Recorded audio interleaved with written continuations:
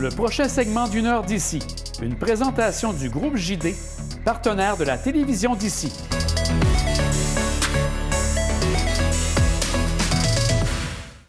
Évidemment, cette annonce a été reçue favorablement au sein des clubs cyclistes de la région.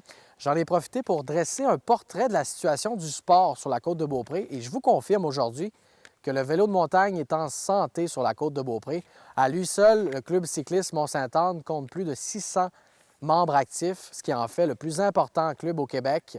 Et devant cette popularité, les intervenants du sport travaillent fort pour rendre la pratique de cette discipline accessible à tout le monde. À ce sujet, voici le reportage que j'ai réalisé en compagnie des coprésidents du club cycliste Mont-Sainte-Anne, Frédéric Grandmont et Vincent Saint-Germain. Je les ai rencontrés vendredi dernier au Mont-Sainte-Anne. Frédéric, comment se porte la pratique du vélo de montagne sur la côte de Beaupré à l'heure actuelle? Bien, je dirais que cette année, là, ça va être une année exceptionnelle. Vraiment, la COVID, on dirait que ça force les gens à chercher des activités extérieures, de plein air, puis peut-être des activités qui sont moins organisées en groupe ou qui permettent plus de pratiquer dans le contexte de la pandémie.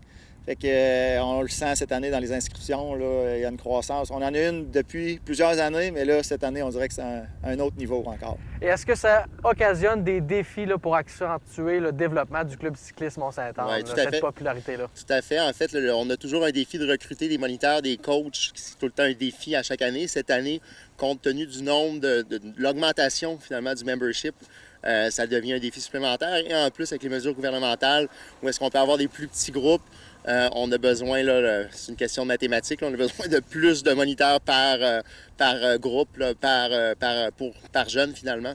Donc, c'est définitivement un défi. Puis sinon, avez-vous des projets pour rendre accessible le sport à monsieur, madame, tout le monde, là? Bien oui, c'est sûr que nous autres, notre club, il vise d'abord l'entrée de gamme. On a quand même des athlètes qui vont jusqu'à la Coupe du Monde. Cette année, Roxane Vermette, qui est membre du club cycliste Mont-Sainte-Anne, elle va courir sur la Coupe du Monde en Europe. Mais la masse de notre clientèle, c'est des jeunes, des adultes débutants.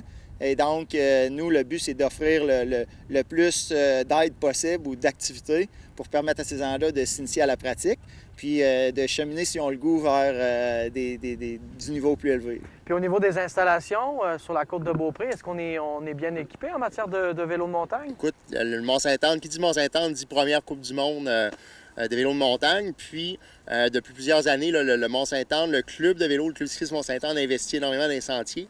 Il y a plusieurs belles choses qui s'en viennent prochainement.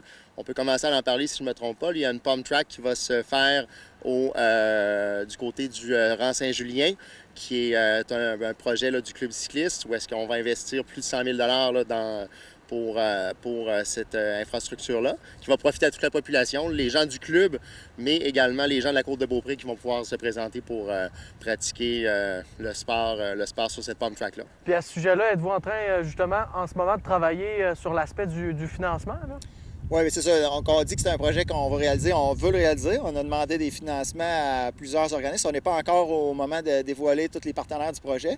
Nous autres, on est un peu le promoteur avec la ville de Saint-Féréol. Mais quand on va avoir les confirmations là, des plus gros commanditaires, il y a des plus petits commanditaires qui viennent se greffer à ça si le gros arrive. Puis là, on va être capable de dévoiler. Parce que avoir beaucoup d'inscriptions, c'est super, mais le défi d'acceptabilité du site, là, on dirait qu'à certains égards, avec tous nos membres, on atteint un peu la limite du site. Donc, on est à l'étape peut-être de pousser le développement du terrain encore plus loin. Pouvez-vous un petit peu élaborer sur le concept de la pump track? C'est un parcours asphalté avec des bosses? Bien, on a vu ça apparaître dans plusieurs municipalités au Québec au cours des dernières années comme une espèce d'infrastructure. C'est pas un skate-park, mais c'est comme un vélo-parc, si on veut. Souvent, ça va être un espace avec des bosses, oui, puis des virages qui vont être des éléments qu'on va retrouver dans les pistes de vélo modernes, là. Et puis, ça donne un endroit pour le pratiquer, voir les autres, comment ils se déplacent sur leur vélo. Parce que le vélo de montagne, on n'est pas statique, assis sur notre siège à pédaler. On bouge beaucoup sur le vélo, on s'incline. Puis, c'est vraiment un espace qui aide les coachs à travailler les aptitudes technique. Exactement avec les gens. Sinon, on parlait de l'enduro tout à l'heure. C'est la tendance aussi, on veut développer à ce niveau-là? Il y a vraiment une tendance qui s'enligne. Là, les vélos ont grossi, la qualité des vélos s'est améliorée. La qualité des jeunes, puis les moins jeunes aussi qui pratiquent le sport demandent plus de défis. C'est la section là, au club cycliste qui est en plus grande demande ou en augmentation. si vous voulez. L'an passé, ça fait 2 ans qu'on a commencé cette section-là. Cette année, malheureusement, on a été obligé de refuser plusieurs inscriptions. On essaie là, de trouver des moyens là, d'avoir plus d'entraîneurs qui sont qualifiés pour encadrer cette section-là. Mais assurément, si on avait ouvert ça à 100 personnes, on aurait 100 personnes qui en feraient. Là. Donc, c'est une question d'offre et de demande, mais là, la demande est au maximum cette année là, pour les raisons dont Frédéric a déjà discuté précédemment. Je peux ajouter aussi, pas seulement l'enduro, mais le vélo électrique. Fait que le vélo atteint aussi plus loin dans les groupes d'âge. Il y a des retraités avant ça, ils laissaient le vélo de montagne de côté, mais avec des pistes qui sont plus axées sur le flow, puis l'apparition des vélos électriques qui deviennent aussi maniables que des vélos standards. On a des gens là, qui, à 60-70 ans, sont capables de suivre avec des vélos c'est dur de savoir que c'est des vélos électriques des fois. Il y a un groupe de vélos électriques qui s'est formé l'année passée et qui va continuer. D'ailleurs, le groupe, on a baptisé le groupe Bilodeau Chevrolet Spark, qui est un de nos partenaires au club de vélo. Donc, compte tenu que la Spark est un auto électrique, on a notre section électrique porte un nom de nos commanditaires. Puis ça offre, dans le fond, ça permet aux gens là, qui commençaient à avoir des petits bobos aussi qui arrêtaient, qui tassaient le vélo, des gens peut-être des fois un petit peu plus âgés. Vous seriez surpris vous seriez pas capable de suivre nos membres de 75 ans en vélo électrique. C'est super le fun de voir ça. Là. Fait que le vélo de montagne est rendu un sport là, qui se pratique, comme vous voyez à l'arrière, là, de 5 à 75, 80, 85 ans. Là. C'est plus pour des jeunes de 20 à 25 qui voulaient se casser une jambe ou deux. Là. Fait que...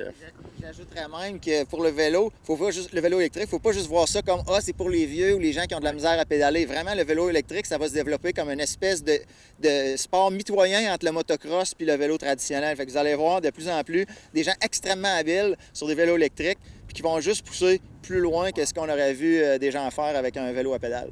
Puis pour les gens qui en font pas, est-ce que ça coûte cher faire du vélo de montagne? Ça peut être dispendieux si on s'en va dans des magasins puis on regarde les vélos qui sont en vitrine. Aujourd'hui, il y a des vélos de 1000 à dépasser 10 000 $, donc ça peut être étourdissant pour certains.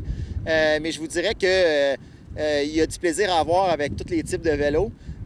Puis, tu sais, dans le coin de 1000 $, il y a moyen de s'équiper très proprement. Puis, contrairement à un vélo qu'on achète, mettons, chez Walmart, chez Canadian Tire, mais un vélo à 1000 500 $, on va être capable de le revendre après 2, 3, 4 ans à un prix qui est pas si loin que ça, alors que les vélos qu'on achetait traditionnellement, là, plus de base, mais c'est pas des vélos qu'on revendait, là, tu sais. On comprend que pour développer le sport, ça reste quand même l'argent, le nerf de la guerre. En ce sens, est-ce que c'est important de développer des partenariats, d'avoir des partenaires solides là, dans le milieu? Oui, tout à fait. Puis on a la chance, nous, au Club cycliste Mont-Saint-Anne, d'avoir des partenaires là, qui sont établis depuis plus longtemps avec nous, finalement. Où est-ce que, oui, aussitôt qu'il y a des sous, c'est là qu'on est capable d'avoir des infrastructures, d'augmenter le kilométrage de sentiers, d'arriver avec des entraîneurs, aussi de la main-d'œuvre pour encadrer tous nos membres.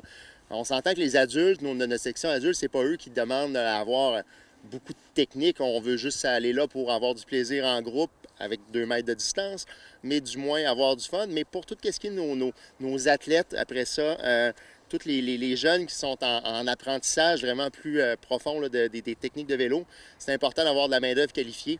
Puis avec des sous, on est capable d'obtenir là, finalement là, de la formation pour nos entraîneurs et tout ça. En terminant, avez-vous un message peut-être spécifique là, aux gens qui voudraient investir dans la pratique du vélo de montagne? Pourquoi c'est important d'avoir un sport en santé sur la côte de Beaupré? Bien, je vous dirais que le vélo de montagne, là, c'est un des rares sports qui est extrêmement familial. Tu sais, moi, j'ai 4 enfants. Quand on a commencé à choisir un sport pour nos enfants, parce qu'on veut tous que nos enfants soient actifs, on avait le choix de les mettre dans le soccer, dans un paquet d'autres sports. Puis souvent, ce qu'on voit, c'est que les parents sont assis sur le côté puis ils regardent les enfants faire du sport. En s'inscrivant dans le vélo de montagne, ce qu'on a découvert, c'est que moi et ma conjointe, on fait du vélo en même temps qu'eux. Donc, c'est vraiment, quand on fait une sortie de vélo, c'est une sortie familiale où chacun retrouve son groupe, mais tout le monde fait du vélo. Et pour nous, ça joint l'utile à l'agréable. Donc, je pense que pour plusieurs familles, là, c'est une façon de se retrouver en famille, même si les gens vont avoir tendance à se regrouper par force puis par catégorie. Frédéric, Vincent, merci beaucoup pour l'entrevue d'aujourd'hui. Merci.